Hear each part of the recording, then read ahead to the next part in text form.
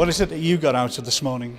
I think it's always good to hear people's views in terms of where the city is at the moment. Obviously, we've been discussing the MIPIM Festival, the Property and Investment Festival, and we were able to look at what's happening as far as the devolution agenda is concerned. MIPIM is a business event, which is a property event originally set in the south of France, obviously for 25 years. So it's a commercial event organised by the organisers, but it's to bring together cities, city regions, developers, businesses interested in property and development. The whole of that industry comes together for a week in the south of France, so it's a great excuse for a bit of sunshine in March. But actually, it's a sign of the economy that the organisations are wanting to come together and promote themselves. That's what it's about. So we promote regions. So you get Liverpool and Manchester and Sheffield, but you also get London and you get Russia and you get Germany and you get predominantly Europe, but it's Japan as well. So it's an opportunity to promote yourselves, to put yourselves on a world stage, to say we are open for business and we are the place to come and invest.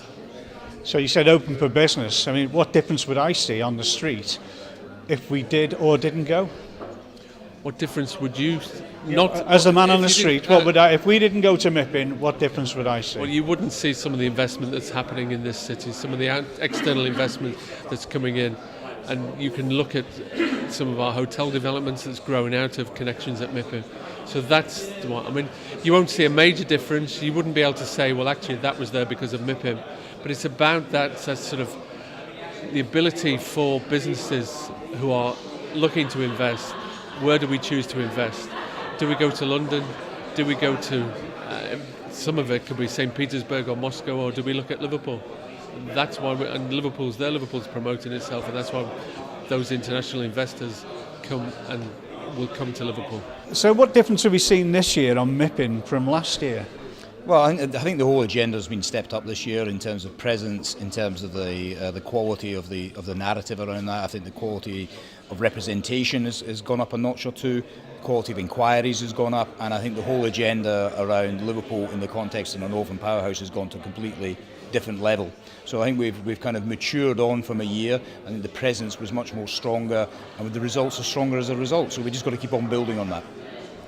And we talked there, you talked earlier about us changing the stand on a regular basis and make it look interesting. Is that very important to you? Well, yeah, because I think Liverpool's whole brand essence is dynamic creativity. That's what the city is renowned for. So we have to represent that in everything that we do. So if we just turn up with the same looking thing every year, then that's not very dynamic and it's not very creative. So we deliberately took that stance that we would change our presence every year.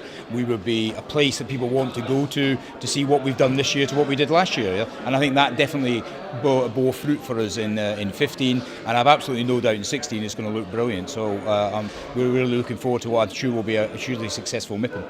So I think when you were talking about MIPIM this morning, we were hearing people say, yeah, we can see why Liverpool are there, but we really start to need to firm up what the objectives are, what the strategy is, and how the private sector can get involved to support those initiatives. And on the devolution agenda, again, fabulous that it now appears our 6 local authority leaders have signed up to a devolution deal.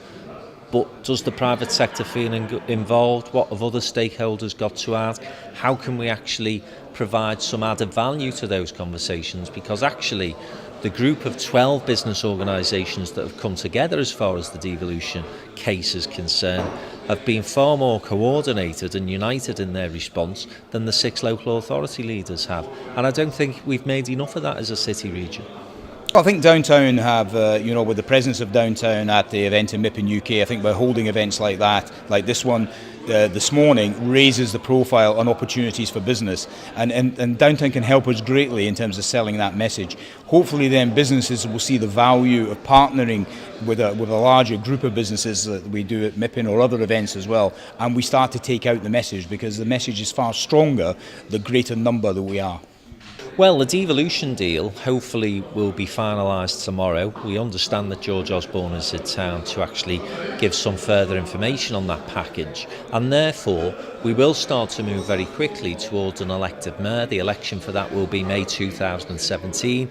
In between times there'll be an interim mayor, so we'll start to have a figurehead and some leadership pretty soon. I would guess as early as January 2016. As far as MIPIM is concerned, the next big step is March. That's when the next Calm Festival is concerned, and then the London Exhibition in London. And of course, before all of that, we've got the International Festival for Business in the city in June and July. So an awful lot of activity.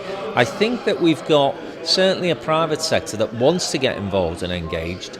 Now what we've got to do is coordinate a response that coordinates the attitude of a private sector that is desperate to get some positives out of all these things that we're doing, with a public sector which quite honestly still seems to be dragging its feet and seems to be a little way behind where the private sector is. Our members, I think, are the most active in terms of this particular agenda. We've been engaged with this for a long time.